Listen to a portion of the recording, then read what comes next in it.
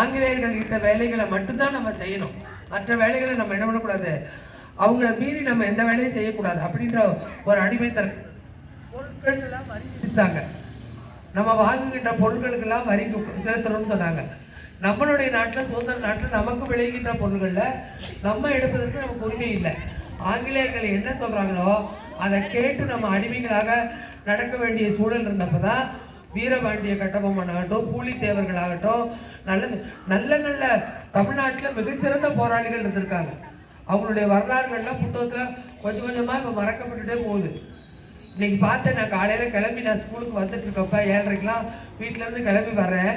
ஒரு வயசான தாத்தாடா தம்பி, அவன் வாசலை தெளித்து கோலம் போட்டிருக்க இது கூட்டி விட்டு கலர் பொடி கையில் வச்சுட்டு அவர் கீழே வயசான ஒரு தாத்தா தலையெல்லாம் நரைச்சிருக்கு.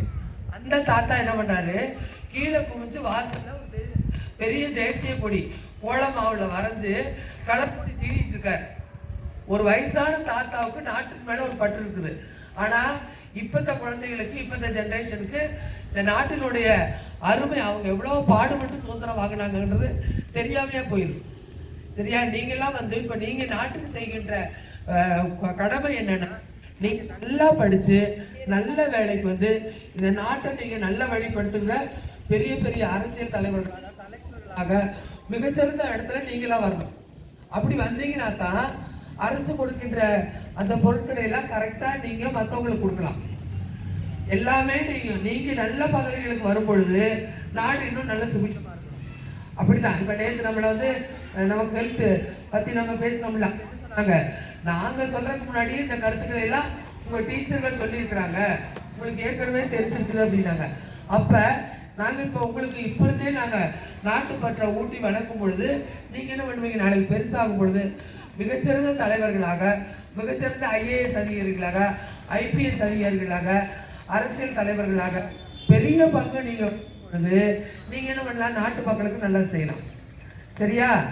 நாட்டு மக்களுக்கு நல்லது செய்யறதுனா போய் லட்சக்கணக்கில் பணம் செலவு பண்றதோ நீ செய்யறது அது இல்லை. ஒரு பைப்பு போய் வச்சுக்கோ, அது ஒரு நல்ல செயல். வீணா ஒரு பைப்ல தண்ணி கீழே போகுது, நீ பாக்குற ரோட்ல ஒரு பைப்ல போயிட்டு இருக்குது, நீ போய் அதை ஆஃப் பண்ணணும். தண்ணி கீழே போகக்கூடாது, மின்சாரத்தை சேமிக்கணும், பாலித்தீன் கவர் யூஸ் பண்ணக்கூடாது, நல்ல இயற்கை விவசாயத்தை பயன்படுத்தணும், நல்ல காய்கறிகளை விளைவிக்கணும், விளைவிக்கிறத ஏழை மக்களுக்கு தானமாக கொடுக்கணும். அப்படிங்கிற நல்ல பண்புகள் நீங்க அதுதான் நீங்க இந்த நாட்டுக்கு செய்யற நன்மை. சரியா? அந்த மாதிரி நீங்க ஒவ்வொருவரும் இந்த நாட்டுக்கு பார்த்தீங்கன்னா காந்தியடிகள் மட்டும்தான் போராடினார் இல்லை, ஜவஹர்லால் நேரு மட்டும்தான் போராடினாரு, கோகலே மட்டும்தான் போராடினாரு, பாபு சிதம்பரனார் மட்டும்தான் செக்கெழுத்தார் அப்படின்னு இல்லை. இதை தாண்டி நிறைய பேர் இருந்திருக்காங்க. திரையாடி வடிவமைக்கிற ஒரு அம்மானுடைய